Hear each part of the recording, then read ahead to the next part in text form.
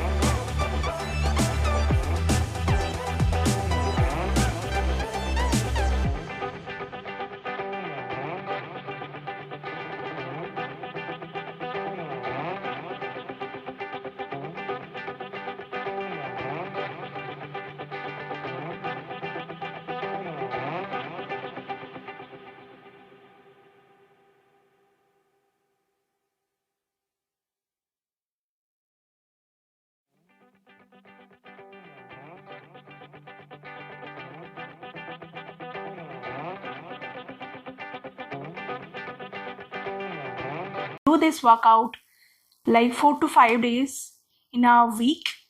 Don't skip it, because workout is really necessary if you're in a weight loss journey.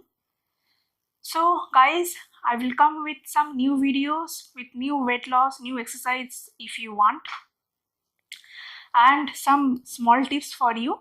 Don't skip breakfast in the morning, because breakfast is full of fiber, high in fiber and low in fat. So don't skip breakfast. Some people think skipping breakfast is good for health. No, it's totally a wrong concept, guys. So don't skip it. So bye guys, and stay safe, stay healthy, and do this workout to get your immunity boost. Okay.